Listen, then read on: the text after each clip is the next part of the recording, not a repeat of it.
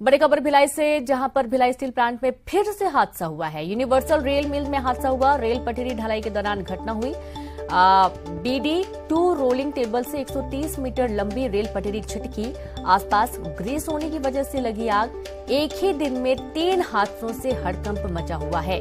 Plant में production रोका गया। आप ये देखिए कि लगातार जो घटनाएं हैं वो सामने आ रही हैं और भिलाई स्टील प्लांट में एक बार फिर से एक बड़ा हादसा हुआ है, जहां एक दिन में 3 घटनाओं से हड़कंप की स्थिति बनी हुई है। और संवाददाता मिथिलेश फोन लाइन पर जुड़ गए हैं। मिथिलेश, रेल पटरी ढलाई के दौरान हादसा हुआ और देखा गया कि एक दिन में 3 बड़ी घटनाएं हुई हैं। प्रोडक्शन भी रोका गया है। बार बार हादसे सामने आ रहे हैं। निश्चित रूप से बार बार हादसे सामने आ रहे हैं, जो चिंता का विषय है।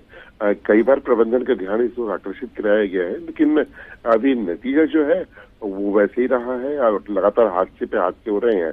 मंगलवार के दिन सुबह से लेकर देर शाम तक 3 बड़े हादसे हुए हैं, जिसमें 2 ठेका श्रमिक जख्मी हुए हैं और तीसरा हादसा जो देर शाम को हुआ है वो यूनिवर्सल रेल मिल में हुआ है। गनीमत ये रही कि इस पूरी घटना में जो है कोई हताहत नहीं हुआ, अन्यथा बहुत बड़ी घटना हो सकती थी, क्योंकि देश में जो सबसे बड़ी रेल पात बनाई जाती है 130 मीटर लंबी यूनिवर्सल रेल मिल में, वहां पर ये घटना हुई है कि जब धधकती हुई जो पटरी है, जो गर्म पिघला हुआ लोहा है जिसको रेल बनाया जाता है, वो उस टेबल से गर्म वो उछलते हुए सीधे नीचे आ गिरी और वहां पर जाकर आग लग गई। गनीमत रही कि कोई वहां पे श्रमिक नहीं था, अन्यथा कई लोग इसमें जख्मी हो सकते थे। पूरे मामले की जांच की जा रही है और अभी फिलहाल के लिए यूनिवर्सल रेल मिल में जो है प्रोडक्शन रोका गया है और पूरे उसमें जांच की जाएगी। उसके बाद में आगे की कार्रवाई की जाएगी। तो यूनियन और सभी लोगों को यही कहना है कि इस पूरे मामले में जो है जांच की जाए और जो उचित कदम हो सकते हैं वो उठाए जाए, ताकि इस तरह की घटनाओं को रोका जा सके। जी बिल्कुल, बहुत शुक्रिया आपका मिथिलेश तमाम जानकारी के लिए। और खबर बलरामपुर से, 2 लोगों के झुलसने पर पुलिस का बयान। ज्वलनशील पदार्थ की चपेट में आने से झुलसे लोग। एक का मेडिकल कॉलेज अंबिकापुर रेफर किया गया है, इलाज जारी है। बम डिस्पोजल स्क्वाड की टीम ने की सघन जांच। 12वीं बटालियन कैंप के पीछे जंगल में हुआ था हादसा। रामानुजगंज पुलिस मामले की जांच में जुटी हुई है।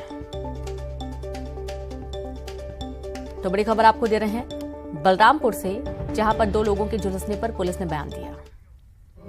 यहाँ से थाना से करीब 3.5 किलोमीटर दूर पड़ता है और ये दिनांक 13/2/2022 को करीब 5 बजे थाना प्रभारी को सूचना मिले कि एक व्यक्ति है, कोई ऐसा ज्वलनशील पदार्थ से सोनू नाम का है, वो झुलस गया है और अस्पताल में उपचार करा रहा है। इस सूचना पे तत्काल गया और जांच में पता किया तो वो उसका चेहरा और उसका जो पिटली में जला हुआ था और उसको तत्काल उपचार हेतु उसको अंबिकापुर अस्पताल उसको रिफर करवाया गया। अभी अस्पताल में उसका उपचार चल रहा है। ये हमारी BDS टीम उसमें लगी है और जांच में जो तथ्य उसमें सामने आएंगे कि किस प्रकार के वो जो ज्वलनशील पदार्थ है कि क्या है, वो कहां से लाए और किस प्रकार से है, उसकी प्रकृति है, इस संबंध में वो BD स्क्वाड के बम डिस्पोजल जो करते हैं वो जानकारी देंगे। उस आधार पे फिर आगे की जांच की कार्रवाई आगे बढ़ेगी। ये करीब 1.25 किलोमीटर दूरी पे घटना है। और ज्यादा जानकारी के साथ संवाददाता सूरज गुप्ता जुड़ गए हैं। सूरज, ऐसा क्या हुआ कि इतना बड़ा घटनाक्रम हुआ, 2 लोग जख्मी हो गए? जी रेनू, मैं बता दूं, बलरामपुर जिले के रामानुजगंज थाना अंतर्गत का मामला है, जहां पर 13 जनवरी को पहाड़ी पर बकरी चराने गए 2 लोग इसमें की चपेट में आए थे, जिसकी वजह से वो गंभीर रूप से एक झुलस गया, एक को आंशिक चपेट आई है, जहां एक को तत्काल मेडिकल कॉलेज अंबिकापुर रेफर कर दिया गया है। वहीं इस मामले पर जब पुलिस जांच की तो जांच के दौरान उन्हें कुछ ज्वलनशील पदार्थ होने की बात सामने कही है। तो उन्होंने कहा कि कोई ज्वलनशील पदार्थ है जिसकी चपेट में दोनों आए थे, जिसमें एक जो है 40 से 45% झुलसा है, वहीं एक आंशिक था, तो उन्हें प्राथमिक उपचार के बाद वहीं पर रखा गया है। वहीं पुलिस की टीम लगातार इसकी जांच करी है। पुलिस BDS की टीम, डॉग स्क्वाड की टीम वहां मौके पर पहुंची है और उनके द्वारा जांच की गई, लेकिन उनके तरफ से अभी किसी भी प्रकार की कोई बात सामने नहीं आई कि आखिर ज्वलन पदार्थ था क्या, आखिर से जिस तरीके से लोग झुलसे हैं, आखिर वो क्या ऐसा चीज था जिसकी वजह से इतना गंभीर झुलसने की बात सामने है। पुलिस लगातार तहकीकात कर रही है, जांच कर रही है, आखिर जंगल में ऐसा क्या चीज था। कहीं ना कहीं देखा जा रहा है कि 12वीं बटालियन जो फायरिंग रेंज की जंगल है, वो कुछ लोग ये अंदाजा लगा रहे हैं कि वहां पर फायरिंग रेंज के दौरान जो पुलिस के द्वारा बम डिस्पोज किए जाते हैं, शायद हो सकता है कुछ उसी में से एक आध बम बच गए हो जो जिनकी चपेट में ग्रामीण आया हो। लेकिन अब तक पुलिस की तरफ से इस पर कोई भी बयान सामने नहीं आया है कि किसी प्रकार के कोई बम डिस्पोज के सामग्री वहां बचे हों और वो डिस्पोज के चपेट में आने से हुए। लेकिन पुलिस इस कहना है कि जब तक डॉग स्क्वाड्स और बीडीएस की टीम जो है उनके रिजल्ट सामने नहीं आते, उनका कहना जो भी है, जो भी रिपोर्ट सामने नहीं है, तो उसके आधार पर ही वो आगे कुछ कह पाएंगे। जी बिल्कुल, बहुत शुक्रिया आपका सूरज तमाम जानकारी के लिए। तो पूरा मामला भी जांच का विषय बना हुआ है। जांच के बाद ही क्लियर हो पाएगा कि आखिरकार वहां पर ऐसा कौन सा ज्वलनशील पदार्थ था जिसकी चपेट में आने से 2 लोग झुलस गए। सूरजपुर से बड़ी खबर है, जहां बड़ी मात्रा में अवैध डीजल जब्त किया गया है। पुलिस ने 10 ड्रम डीजल जब्त किया है। गाड़ियों से डीजल चोरी की संभावना जताई गई है। गाड़ियों से डीजल चोरी की आशंका जताई गई है। राई गांव में एक युवक के घर से बरामद किया गया। विश्रामपुर पुलिस मामले की जांच में जुटी हुई है। तो सूरजपुर से बड़ी खबर है, जहां पर बड़ी मात्रा में डीजल चोरी की आशंका। राई गांव में एक युवक के घर से बरामद किया गया डीजल।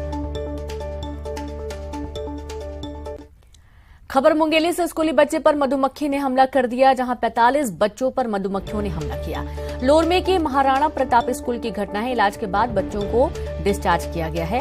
और ग्रामीण क्षेत्रों में कई बार देखा जाता है कि खुले मैदान में पेड़ों में जब मधुमक्खी के छत्ते होते हैं तो इस तरीके के हमले पहले भी कई बार सामने आ चुके हैं। 45 बच्चों पर मधुमक्खियों ने हमला किया। हॉस्पिटल एडमिट किया गया। इलाज के बाद उन्हें डिस्चार्ज कर दिया गया। बिलासपुर में लाल बहादुर शास्त्री स्कूल मैदान में इस समय 9 दिवसीय भव्य रामकथा का आयोजन चल रहा है। संत विजय कौशल महाराज कथा वाचन के लिए पहुंचे। पूर्व मंत्री अमर अग्रवाल के संरक्षण में इस रामकथा का आयोजन किया गया। पूर्व मंत्री के साथ बीजेपी नेता आयोजन को सफल बनाने में लगे हुए हैं।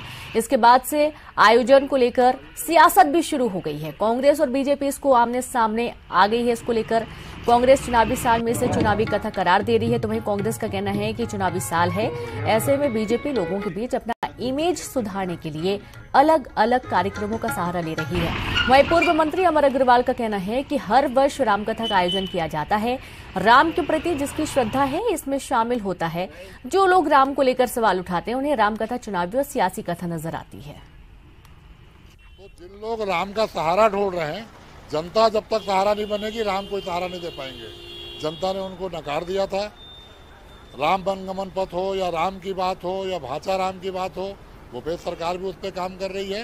लेकिन भूपेश सरकार राम से वोट को लेकर काम नहीं कर रही है। ये लोग राम कथा वोट के लिए कराते हैं। आता है, मुझे इसके बारे में कुछ कहना नहीं है, न उनसे हमको सर्टिफिकेट चाहिए। लेकिन ये वही लोग हैं जो राम को काल्पनिक बताते हैं और इसीलिए इनकी पूरे देश में दशा हुई है। कवर्धा जिले की चिल्फी थाना पुलिस ने गांजे की बड़ी खेप पकड़ने में सफलता पाई। एक कार में गांजे का अवैध परिवहन करते 2 आरोपियों को गिरफ्तार कर लिया गया। आरोपियों से करीब 26 किलो गांजा बरामद किया गया, जिसकी कीमत 2,55,000 बताई गई है। आरोपी ओडिशा से गांजा ले जाकर राजस्थान के जयपुर में खपाने की फिराक में थे। तस्कर कवर्धा के रास्ते मध्य प्रदेश की सीमा में दाखिल होना चाह रहे थे और जिन्हें चिल्फी पुलिस ने मुखबिर की सूचना पर रायपुर जबलपुर नेशनल हाईवे पर पकड़ लिया।